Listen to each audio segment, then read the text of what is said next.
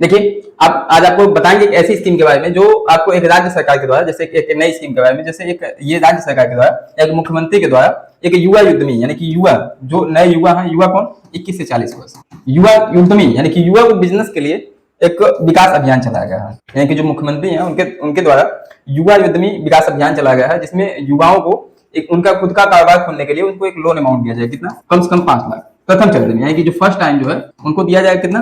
5 lakh first चरण में, ठीक, एक प्रथम चरण में। उसके बाद ये जो है आपको जो 4 साल तक है, कितना?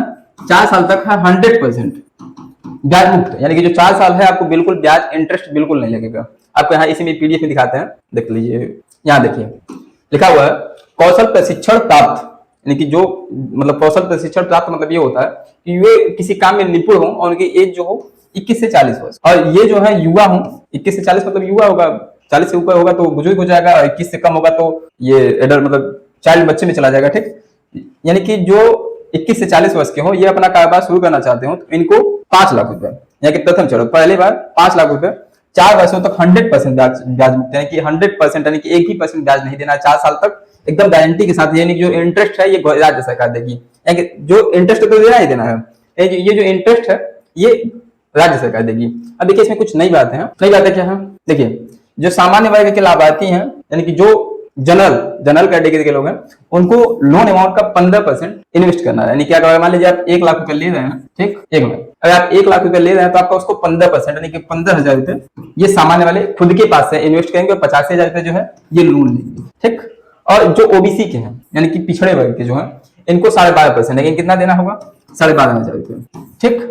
और जो SC/ST के लोग हैं इनको 10% यानी कि 10,000 देना है। बात ध्यान से समझिएगा, 1 लाख का लोन लेते हैं तो सामान्य को 15,000 और ओबीसी को 12,500 और SC/ST को 10,000 रुपए खुद के पास से लगाना है। और ये कौन कौन से, यानी कि देख सकते हैं अब यहाँ देखिए परियोजना पर 10% मार्जिन मनी अनुदान एवं 4 वर्षों तक CAG। अब ये देखिए पहले बात, ये आवेदन कैसे करना होगा इसको बताते हैं हम। पहले सेकंड चरण में देखिए, अब सेकंड चरण में क्या है? जैसे ये तो प्रथम चरण हो गया कि मतलब 4 वर्षों तक आपको ब्याज मुक्त दिया जाएगा। अब सेकंड चरण में ये होता है कि आप जो अमाउंट 5 लाख रुपए जो लिए हैं, इसको पूरी तरह से पूरे वापसी यानी कि पूरी तरह से वापसी कर लेते हैं, यानी कि पूरा भुगतान कर लेते हैं, तो आपको सेकंड चरण में 10 लाख रुपए दिया जाएगा। कितना? 10 लाख रुपए दिया जाएगा, परंतु 7.5 लाख तक के ऋण पर 50% अनुदान 3 वर्षों तक दिया जाएगा। यानी कि 7.5 लाख, बात ध्यान से समझिएगा, यानी कि अनुदान यानी कि 10 लाख रुपए तक का लोन मिलेगा, लेकिन जो 7.5 लाख रुपए है इसमें 50% यानी कि जो इसका इंटरेस्ट लगेगा, जो भी इंटरेस्ट होगा लगेगा, लेकिन आपको 50% का जो इंटरेस्ट है ये छूट दिया जाएगा, ठीक। कब तक? 3 वर्षों तक। यानी कि यहाँ जो था प्रथम चरण में क्या था कि आपका जो इंटरेस्ट था बिल्कुल 4 वर्षों तक 0% था, आपको नहीं देना था। ये किसको देना था? राज्य सरकार को, ठीक। और सेकंड चरण में क्या है कि आपको देना है, यानी कि अगर मान लीजिए आप 10 लाख रुपए लोन लेते हैं, ठीक, तो 2.5 लाख रुपए का लोन मतलब 2.5 लाख का जो आपका इंटरेस्ट है इसको तो नहीं देना है, लेकिन जो 7.5 लाख रुपए है, ठीक, इसका 50% यानी कि जो इंटरेस्ट है, मान लीजिए आपका इंटरेस्ट 3% है, वार्षिक है या फिर मंथली जो भी है, तो इसमें आपको 50% यानी कि कितना देना है? 1.5%। जितना इंटरेस्ट रेट होगा उसका 1.5% आपको 3 वर्षों तक छूट दिया जाएगा, यानी कि जो आधा 50% जो है ये छूट 3 वर्ष तक दिया जाएगा, यानी 3 वर्ष तक बिल्कुल छूट दिया जाएगा। अब आते हैं इसको रजिस्ट्रेशन कैसे करना है, इसी वीडियो में बताएंगे, ध्यान से बनाइएगा। अब देखिए सबसे पहले बात आ जाएंगे ब्राउजर में। ये होगा हमारा ब्राउजर, आप अपने फोन के कंप्यूटर के जो भी आपका पास डिवाइस होगा उसमें ऐसे एक ब्राउजर ओपन कर लेंगे, जो भी आपके पास ब्राउजर होगा, यानी कि क्रोम होगा, इंटरनेट होगा, जो भी होगा, तो उसमें हमें एक सर्च करना है msme.up.gov.in। जैसे अभी यही जो है साइट ओपन कर दी है, और जो ये फर्स्ट साइट है हमने बताया पहले ही कि कौन सी साइट, msme.up.gov.in, ये साइट यहाँ लिख के आएगा ब्लू कलर में MSME, इस पे क्लिक करेंगे। चलिए इसको ओपन कर लिए। अब यहाँ देखिए यहाँ कुछ चीजें हैं, क्या है कि अगर आप रजिस्ट्रेशन करना चाहते हैं, यहाँ देखिए रजिस्ट्रेशन करना चाहते हैं तो इस पे क्लिक करेंगे। अगर आपके पास CSC सेंटर यानी कि CSC सेंटर है तो आप डिजिटल सेवा कनेक्ट इस पे क्लिक करके आप अपने CSC ID को इसमें जो है कनेक्ट कर लेंगे। तो आपके पास CSC संचालक तो है नहीं, अगर CSC संचालक होते तो यहाँ आते क्यों, चूंकि आपको कुछ खुद न खुद पता होता, तो यहाँ आते हैं हम इसको बंद कर लेते हैं, ये इसको हटा देते हैं पहले, ठीक। अब यहाँ आने के बाद आपको कुछ नहीं करना है, क्या करना है, सीधे जाना है किसमें, लॉगिन में, यहाँ कोने, ठीक, लॉगिन में जाएंगे, लॉगिन आवेदन लॉगिन। अब आवेदक लॉगिन में आने के बाद आपको यहाँ, ठीक, यहाँ मुख्यमंत्री युवा विकास, देखिए यहाँ आपका आ जाएगा उपयोगकर्ता लॉगिन, और यहाँ जो है नवीन उपयोगकर्ता पंजीकरण। बात को ध्यान से समझिएगा, अगर आपके पास आपने रजिस्ट्रेशन किया हुआ है तो आपके पास एक यूजर नेम एंड पासवर्ड होगा। अगर आपने रजिस्ट्रेशन नहीं किया है तो आप नवीन उपयोगकर्ता पंजीकरण पे चले जाएंगे। चलिए इसमें आ जाते हैं। ठीक, इसमें आ गया। अब यहाँ आने के बाद हमें कुछ नहीं करना है, पहले अपना जो योजना है, योजना सेलेक्ट करेंगे। तो योजना कौन सा है? मुख्यमंत्री युवा उद्यमी विकास योजना। या हम इसी स्कीम के तहत, यानी कि इसी योजना के तहत हम 5 लाख तक का लोन लेंगे। अगर ये वाला स्कीम आपको नहीं पसंद आता तो एक विश्वकर्मा स्वयं सम्मान योजना है, इसके विषय में नहीं पता है, लेकिन हम जो बात करने वाले हैं मुख्यमंत्री युवा उद्यमी विकास अभियान के बारे में, तो इसी स्कीम के तहत हम लोन अमाउंट रजिस्ट्रेशन करके दिखाएंगे। तो इसमें हम ये सब चीजें सेलेक्ट करिए। अब सेलेक्ट करने के बाद आपको एक अपना जो है आधार नंबर, किसका? जो कैंडिडेट है, यानी कि जो इसको अप्लाई करेंगे उनको एक अपना आधार नंबर इसमें डालना है। चलिए अपना आधार नंबर डाल लेते हैं, इसको हाइड कर लेंगे। अब ये चीजें डालने के बाद वैलिडेट पे क्लिक करेंगे। वैलिडेट पे क्लिक करने के बाद एक ओटीपी जाएगा, इस पे जो आधार में लिंक मोबाइल नंबर होगा। चलिए ये जो है ओटीपी मैं मोबाइल नंबर पे आ गया। अब ये जो मोबाइल नंबर है इसमें हम डाल देते हैं, ये जो ओटीपी है इसमें हम डाल देते हैं 717434। ये वेरीफाई पे क्लिक कर दिए। अब प्लीज वेट। अब जैसे देखिए ये जो हमारा डिटेल्स आ गया, Rampal Singh, date of birth 1/9/2000 जो भी है। अब यहाँ जो फादर्स नेम डाल देंगे, मोबाइल नंबर है मोबाइल नंबर डाल देंगे। इसको थोड़ा हटा देते हैं। अब यहाँ देख सकते हैं कि अपना जो डिटेल्स है फिल करेंगे, क्योंकि हम रजिस्ट्रेशन वाले प्रोसेस में, तो चलिए इसको हम लिख लेते हैं। ठीक, लिख लिया। अब यहाँ जो है मोबाइल नंबर लास्ट में डालेंगे, जो कि इसको हाइड करना है। और यहाँ जो है ईमेल, ये जो दोनों, ये देखिए जो रेड कलर से मार्क किया होगा ऐसे छोटा सा स्टार, जो रेड कलर का स्टार होगा, ये जो है मैडरेटरी, यानी कि इसको फिल करना है।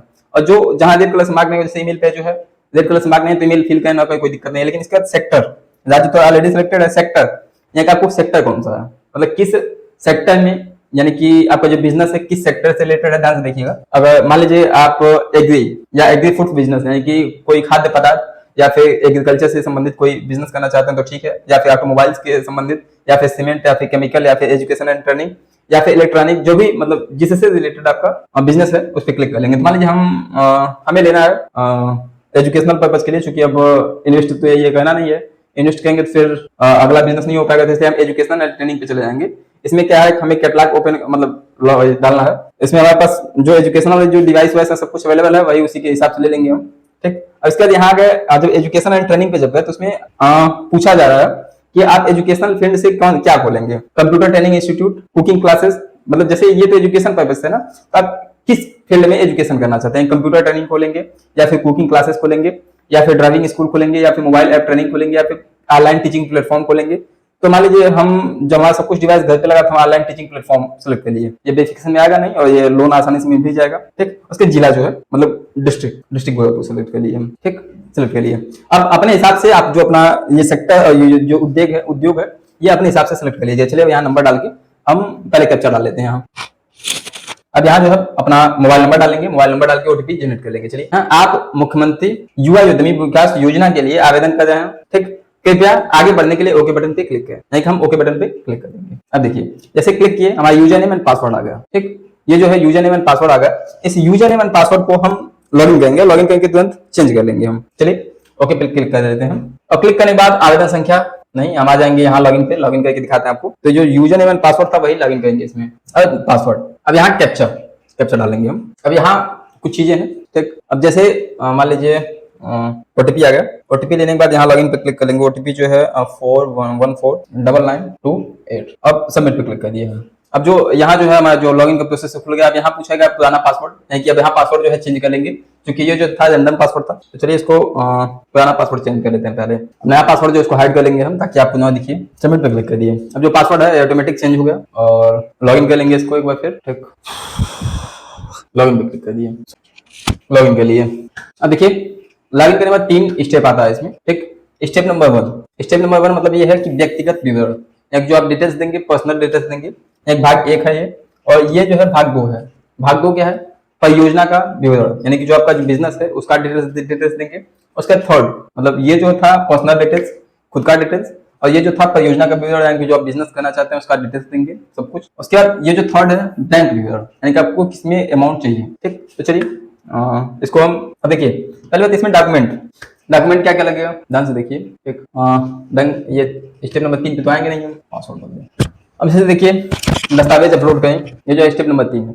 अब देखिए इसमें कौन कौन से डॉक्यूमेंट लगेंगे, पहले इसको आपको डिटेल से समझाते हैं। ठीक, क्योंकि अब देखिए कुछ अपडेट्स हुआ है। अपडेट्स में क्या था, बहुत सारे डॉक्यूमेंट कुछ लोगों के पास नहीं था। और डॉक्यूमेंट क्या क्या था, जैसे अब देखिए अब ये चीजें क्या क्या आपके पास डॉक्यूमेंट होना चाहिए, पहले ये चीज बता देते हैं आपको। क्या क्या डॉक्यूमेंट आपके पास है, क्या क्या बनवाना पड़ेगा, ये सब चीजें देखिए। फर्स्ट आपको लगेगा फोटो कितना मैक्सिमम 20 KB का। और फोटो के बाद आपका लगेगा डिजिटल यानी सिग्नेचर, सिग्नेचर के बाद आपका लगेगा आय प्रमाण पत्र। आपके पास आय प्रमाण पत्र यानी कि बर्थ सर्टिफिकेट नहीं होगा, आप 10th का मार्कशीट लगा दीजिएगा, ठीक, 10th का मार्कशीट लगा देंगे, ये आपका बर्थ सर्टिफिकेट में काम कर जाएगा।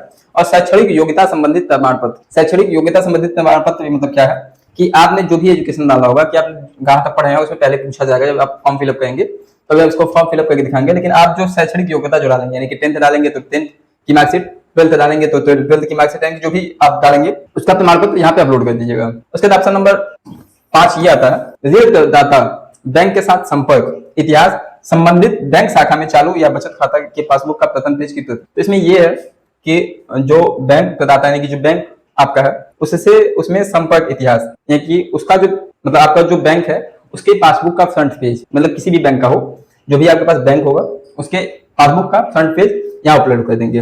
अपलोड करने के बाद यहाँ आ जाएंगे स्टेप नंबर 6 में। देखिए ये जो 6 है, 6 का कहना ये है कि आप दिए गए पते पर कब से निवास कर रहे हैं इसका एक प्रमाण पत्र। प्रमाण पत्र कौन जारी करेगा? पार्षद या फिर ग्राम प्रधान या फिर वार्ड मेंबर। अब देखिए पार्षद अगर आप शहर से हैं या फिर किसी नगर पालिका से हैं, न्यायपालिका से हैं, तो पार्षद या फिर वार्ड मेंबर से करवा लीजिएगा, या फिर आप विलेज यानी कि गांव से हैं तो आप ग्राम प्रधान से प्रमाणित करवा लीजिएगा। अब 7th में है आपके पास यानी कि अभी तक जो भी डॉक्यूमेंट्स बताना सब कुछ आपके पास है। 7th है पैन कार्ड, पैन कार्ड भी आपके पास होगा। और 8th है परियोजना रिपोर्ट। अब परियोजना रिपोर्ट जो आपका है ये बनेगा कैसे, इसको हम नेक्स्ट यानी अलग से एक पार्ट में बनाएंगे। ये जो परियोजना रिपोर्ट है अगर आप किसी अन्य पर्सन यानी किसी सीआई से बनवाते हैं, किससे? सीआई से, तो सीआई से बनवाएंगे तो मैक्सिमम अमाउंट कम से कम 4000 रुपए ऐसे ही चलेगा, ठीक। सीआई से अगर बनवाएंगे तब परियोजना रिपोर्ट होता कैसे है इसको हम एक अलग से वीडियो बनाएंगे, उसमें आपको परियोजना रिपोर्ट के विषय में बताएंगे और दिखाएंगे कैसे उसका रिपोर्ट कैसे होता है, ठीक। तो अगर आप किसी सीआई से बनवाएंगे यानी चार्टिंग अकाउंट से बनवाएंगे तो उसका जो चार्ज है कम से कम 2000 3000 4000 जो भी होगा ले लेगा, लेकिन आपको इजीली बनाने के लिए बताएंगे। अगर नहीं बना पाते तो उसको हम बताएंगे कैसे बनाना है, कुछ अब इसको अलग से बताएंगे, चलिए इसको छोड़ देते हैं हम। अब एक आता है स्व अभिप्रमाणित घोषणा पत्र, ये स्व अभिप्रमाणित घोषणा पत्र। अब ये आपको कैसे बनाना है इसके विषय में भी हम अलग से बताएंगे, क्योंकि अभी ये डॉक्यूमेंटेशन की बात है। और ये जो 10th स्टेप है कौशल प्रमाण पत्र यानी कि प्रशिक्षण प्रमाण पत्र या फिर RSETI से प्राप्त प्रशिक्षण, मतलब इस यानी कि कोई भी अगर आपके पास इससे रिलेटेड डॉक्यूमेंट होगा तो इसको अपलोड कर देंगे या फिर अन्यथा इसको छोड़ देंगे, ठीक। ये रही डॉक्यूमेंटेशन की बात, ठीक। अब देखिए शपथ पत्र यानी कि जो शपथ पत्र था यानी कि यहाँ ये देखिए शपथ पत्र नोटरी द्वारा प्रमाणित पत्र, ध्यान से देखिए ये शपथ पत्र ऐसे होता है। शपथ पत्र ऐसे बनाना है, देखिए यहाँ देख सकते हैं क्या क्या लिखा है कि समक्ष उपायुक्त उद्योग जिला उद्योग एवं उद्यम प्रोत्साहन केंद्र जिला गोरखपुर महोदय IM, मतलब मैं रामपाल सिंह पुत्र ये है और मैं बेरोजगार युवक या युवती हूँ। मेरा उम्र 29/5/2025 को, डेट ऑफ बर्थ 29/5/2025 को 25 वर्ष है और मेरी जन्म तिथि 1/9/2000 है। मेरी शैक्षणिक योग्यता है, मतलब अभी फिल नहीं किए हैं, जो भी शैक्षणिक योग्यता जब फिल करेंगे तो यहाँ स्टेप बढ़ता जाएगा। और मैं इससे पूर्व किसी भी केंद्र या राज्य सरकार की स्वरोजगार अनुदान परक योजना में लाभ प्राप्त नहीं किया है, या फिर मैंने किसी भी बैंक या वित्तीय संस्था या अथवा अन्य राज्य की संस्था से का डिफॉल्टर नहीं हो, यानी कि मतलब मैंने किसी कोई लोन नहीं लिया है या फिर मेरा कोई लोन अमाउंट फॉल्ट नहीं हुआ है, मुझे किसी भी न्याय द्वारा दंडित नहीं किया गया है, मैंने जो भी परियोजना संलग्न की है उसे भली भांति पढ़ा और समझा है। और यह सीधे जो है इसके बाद स्टेप नंबर 8 में मेरे द्वारा संलग्न 1 से क्रम संख्या 1 से 16 तक दी गई जानकारी है सही है, ऐसे टोटल यानी कि 1 से 16 तक ये बढ़ जाएगी, ठीक। इसके बाद ये सब चीजें जो है यहाँ हस्ताक्षर अपना हस्ताक्षर करेंगे, डिटेल्स डालेंगे, जो भी एड्रेस होगा एड्रेस फिल कर देंगे, यानी कि ये जो है शपथ पत्र हो गया, नोटरी द्वारा प्रमाणित कर देंगे। एक इस पे 2 रुपए का स्टिकर लगेगा, तहसील से जाएंगे 2 रुपए का नोटरी कह दिएगा, नोटरी लग जाएगा, तो उसमें नोटरी से कह देंगे सेम यही हमें चीज नोटरी से वेरीफाई करवाना, तो 2 रुपए का स्टिकर लगा के उसमें वेरीफाई करके मिल जाएगा। उसके बाद आवेदन की स्थिति जो है नई इकाई का प्रमाण पत्र, ये चीजें देखिए, दस्तावेज अपलोड किया आपको तो दिखाया दस्तावेज में क्या क्या लगेगा। अब प्रोजेक्ट का प्रस्ताव, ठीक। अब जैसे देखिए आते हैं स्टेप नंबर 1 में, इसमें 3 भाग है। 3 भाग में जो था आपको पहले ही बताया कि फर्स्ट स्टेप है व्यक्तिगत विवरण, सेकंड स्टेप है परियोजना का विवरण और थर्ड स्टेप है बैंक डिटेल। अब जब परियोजना का विवरण में जब आते हैं, चलिए इसमें ये जो तीनों भाग है, ठीक, ये टोटल डिटेल्स यहाँ देख सकते हैं, यहाँ कोई इसमें दिक्कत है नहीं, ठीक। शैक्षणिक योग्यता, अब यहाँ जात डालेंगे यानी कि जो भी कास्ट है, जनरल, ओबीसी मतलब other backward caste, schedule caste, ST का मतलब ये होता है शेड्यूल ट्राइब। तो ये सब चीजें जो है, उसके बाद हम यहाँ सेडी डालेंगे, सेडी मतलब ये है फिजिकल चैलेंज या फिर नॉट एप्लीकेबल। ईमेल यदि हो तो ईमेल दे देंगे, पैन कार्ड होगा तो पैन कार्ड दे देंगे।